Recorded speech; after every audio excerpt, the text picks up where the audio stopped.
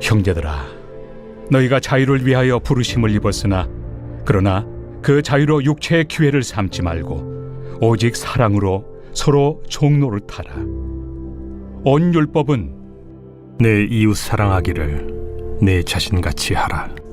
하신 한 말씀에서 이루어졌나니 만일 서로 물고 먹으면 피차 멸망할까 조심하라. 내가 이르노니 너희는 성령을 따라 행하라. 그리하면 육체의 욕심을 이루지 아니하리라. 사람은 무언가를 소유하기를 갈망하며 살아갑니다. 정말 뭔가를 소유하고 싶어하고 뭔가를 계속 가지고 싶어하고 뭔가를 소유해야만 평안하고 행복하다고 생각합니다. 남자는 여자를 기본적으로 소유하려고 하는 욕구가 있습니다. 나이가 많은 사람은 나이가 어린 사람을 소유하려고 하는 욕구가 있고, 그리고 모든 사람은 많은 재물과 또 학벌이나 명예, 세상의 것들을 가지고 싶어하는 그런 욕구가 있습니다. 그런데 우리가 다 아는 것처럼 뭔가를 소유하려고 할 때 갈등이 생깁니다. 뭔가를 소유하려고 할 때 문제가 생깁니다. 왜냐하면 세상에 있는 재화와 세상에 있는 것들은 한계가 있기 때문입니다. 한정적인 그것들을 모든 사람이 소유하려고 하니, 그런데 한 사람당 하나씩도 아니고 여러 개를 더 많이 소유하려고 하니 갈등이 되는 겁니다.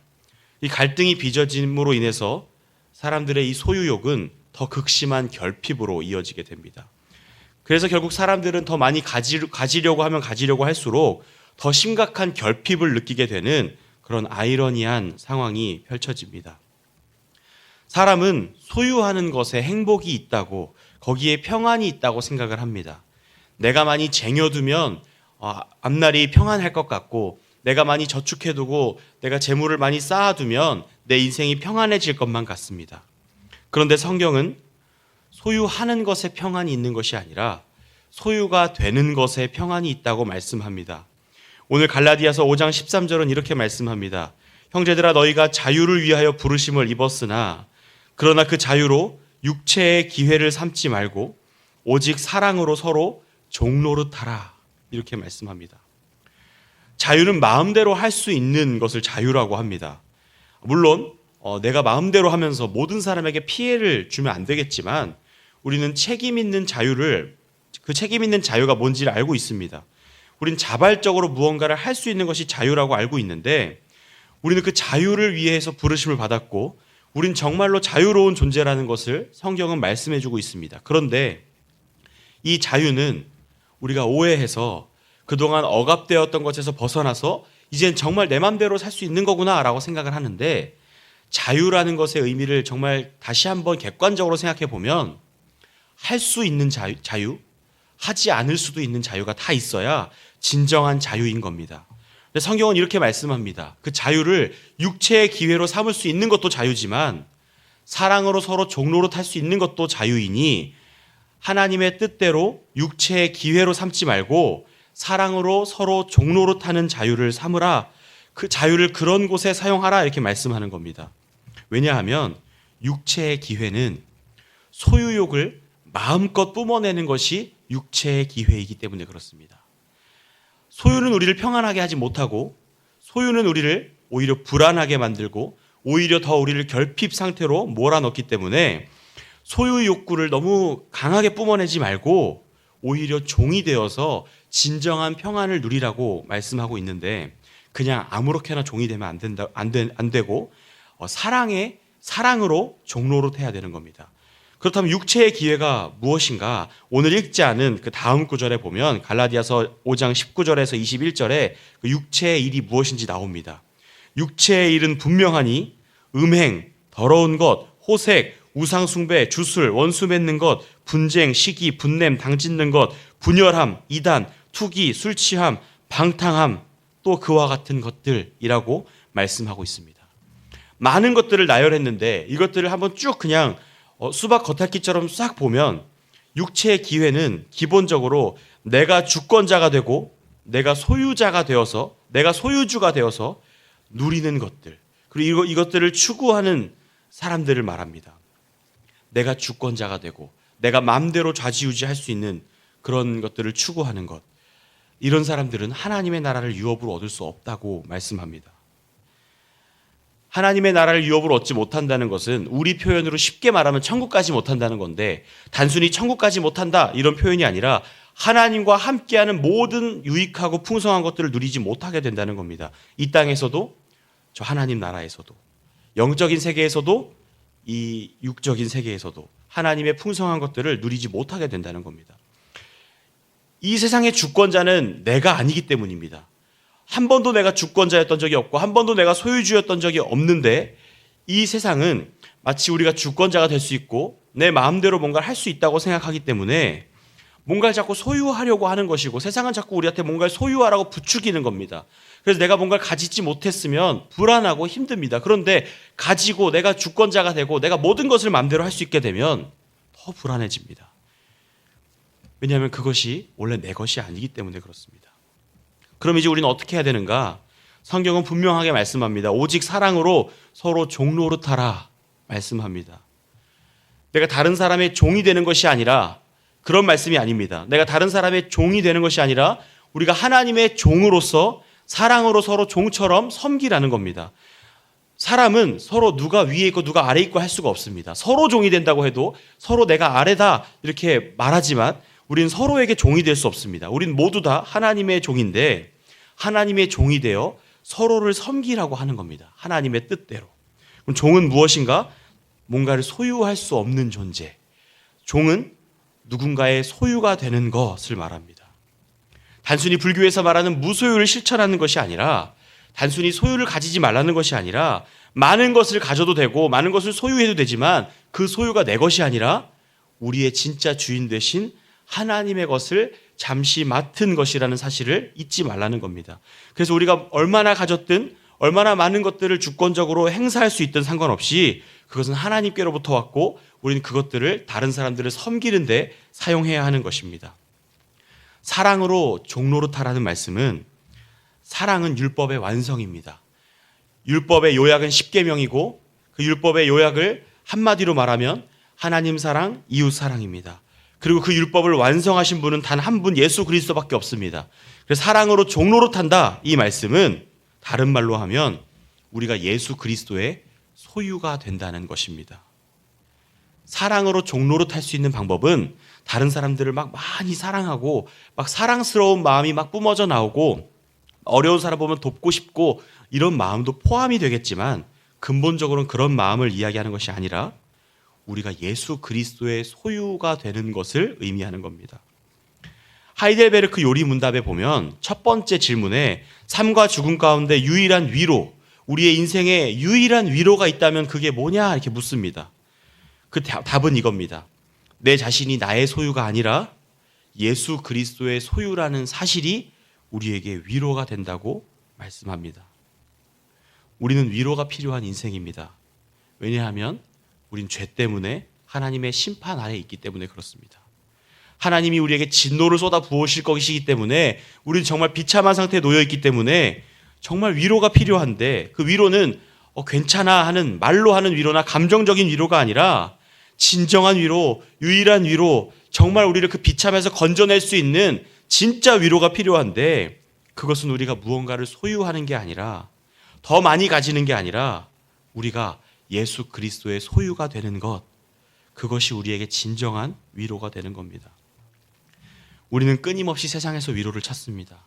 더 좋은 집을 갖고 싶어서 발버둥치고, 더 좋은 차, 많은 재산, 학벌, 외모, 명예 이런 것들을 찾아다니며 추구합니다. 열심히 노력해서 돈을 많이 버는 것은 아주 좋은 일입니다.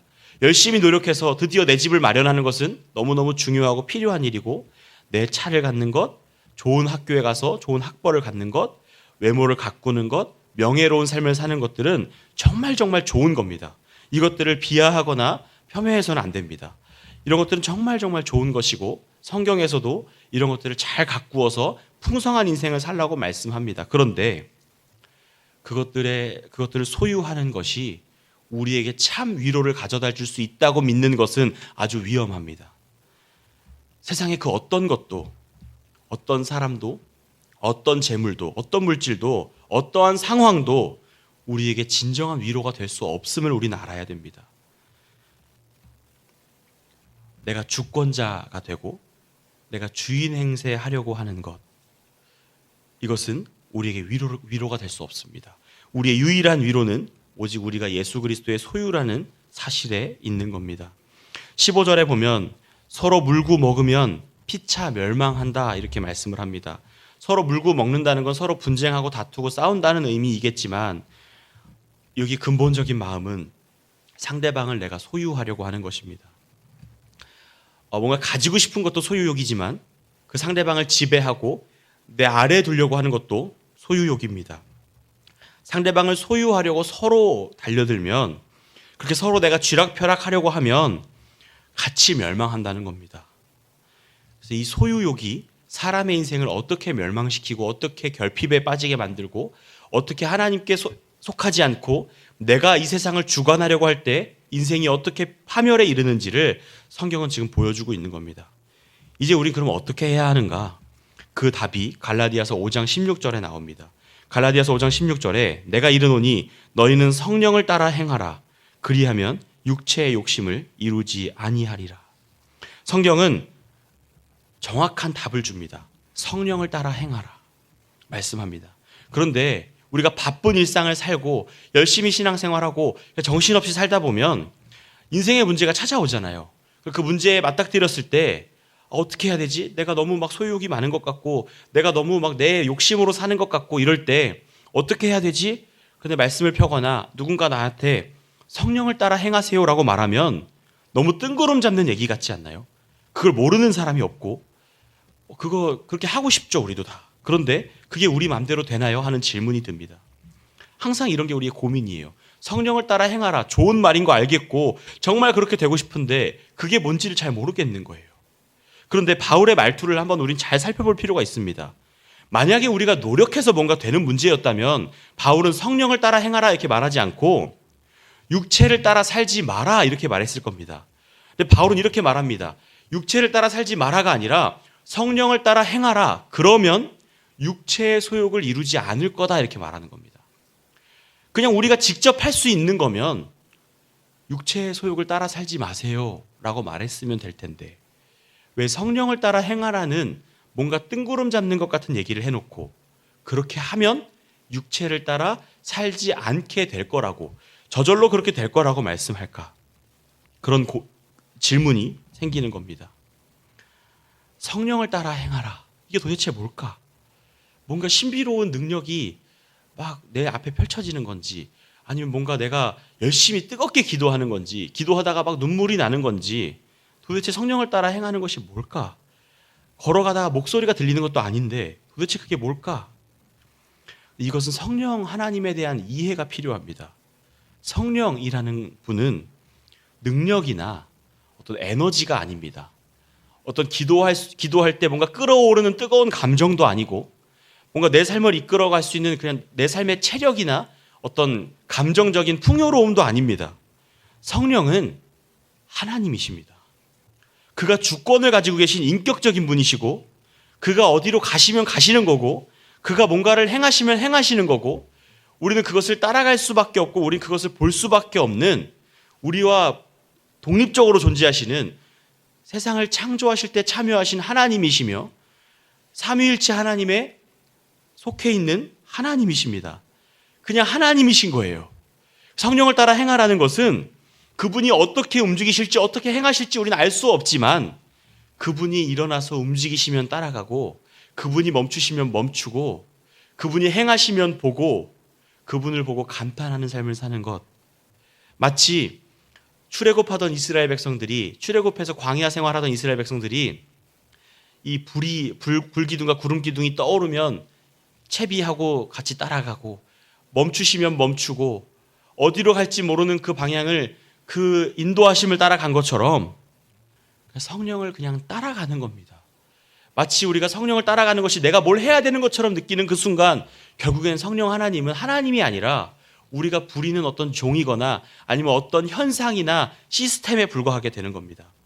성령 하나님은 우리의 삶을 주권적으로 이끄시는 우리의 삶의 주인이시고 우리 삶의 주관자이신 겁니다.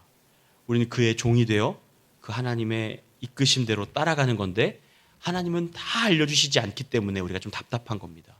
오늘 나를 어디로 이끄실까? 오늘 내 삶에 이런 문제가 펼쳐져 있는데 이거 어떻게 하면 좋을까? 답이 보이지 않으니까 답답한 거예요. 도대체 성령을 따라 행하는 게 뭐야? 내가 뭐라도 좀 하고 싶은데 오른쪽으로 가야 돼요? 왼쪽으로 가야 돼요? 이것도 모르겠고 오늘 이거 계약해야 되는지 말아야 되는지 오늘 이 인간관계를 어떻게 해결해야 되는지 이 문제 앞에서 도대체 어디로 갈지 모르겠는 겁니다. 그런데 분명한 사실 한 가지는 성령께서 우리를 인도하고 계십니다. 그리고 우리 그 인도하심을 따라갈 수 있도록 하나님께서 그 길을 보여주실 것이고 근데 그 길은 대부분의 경우 그 문제 앞에 갔을 때 길이 열리는 방식으로 우리를 이끄십니다. 우리에게 믿음이 필요한 거예요. 다 보고 알고 따라가는 게 아니라 믿음이 필요합니다. 그래서 하나님은 선하시고 우리를 인도하실 것이라는 믿음을 가지고 그분을 따라가는 겁니다. 내 마음대로 내 삶을 어떻게 해보려고 하지 않고 성령을 따라 사는 겁니다. 이제 우리는 소유하는 존재가 아니라 소유된 존재라는 것을 깨달았습니다. 성령께서 가시면 따라가고 내 마음이 아니니 모르고 따라가야 될 때가 많지만 그러나 기대하고 순종하는 마음으로 따라가는 겁니다. 지금은 그 길을 몰라도 때로는 초조한 마음이 들지만 반드시 길을 내시고 인도하시는 그 하나님을 믿고 따라가는 겁니다. 거기에 참 자유가 있는 겁니다. 예수님의 소유가 되는 것은 자유를 빼앗아가는 것 같지만 이것이 우리의 유일한 위로가 된다고 성경은 말씀합니다. 우리를 자유케 하는 것은 우리가 죄에서 벗어나는 예수 그리스도의 소유가 되는 것밖에 없습니다. 예수님의 종이 되는 것은 마치 우리의 자유를 박탈하는 것 같이 느껴지지만 그것이 우리에게 진정한 자유를 가져다 주고 성령을 따라 살아가는 것이 우리의 자유를 빼앗아가는 것 같지만 더 막막해지는 것 같지만 거기에 진정한 자유가 있다고 성경은 말씀합니다. 그래서 우리의 자유는 역설적인 겁니다. 우리가 하나님의 종이 될 때, 예수 그리스도의 종이 될 때, 성령 하나님을 따라 살아갈 때 거기에 진정한 자유가 있는 겁니다. 하나님께 매여 살 수 있기를 바랍니다. 예수님의 소유라는 사실에 참 위로를 받고 성령을 따라 행함으로 참 자유를 얻는 우리 모두가 될 수 있기를 예수님의 이름으로 축복합니다. 기도하겠습니다. 하나님 아버지 감사합니다. 오늘 하루를 시작하게 하시고 또 눈을 뜨고 하나님 앞에 나와 말씀을 듣고 기도로 이 하루를 시작하게 하심을 감사합니다. 하나님 오늘 하루 나에게 주어진 이 하루가 나의 소유가 아니라 하나님의 소유임을 기억합니다. 하나님 내가 주권자 되어 내 마음대로 살아가지 않고 성령을 따라 행할 수 있도록 인도하여 주시옵소서. 그런데 성령 하나님은 내가 마음대로 쥐락펴락할 수 있는 분이 아니어서 때로는 길을 모르겠고 어디로 가실지 몰라서 답답하기도 합니다. 그러나 믿음으로 선하신 그 성령 하나님의 인도하심을 따라가려고 합니다. 우리에게 믿음 주시고 오늘 하루 보이지 않는 그 길을 걸어갈 때 우리를 선한 길로 인도하시는 하나님만 신뢰하고 걸어갈 수 있게 하여 주시옵소서. 우리에게 참 자유를 주실 하나님께 감사드리며 예수님의 이름으로 기도합니다. 아멘.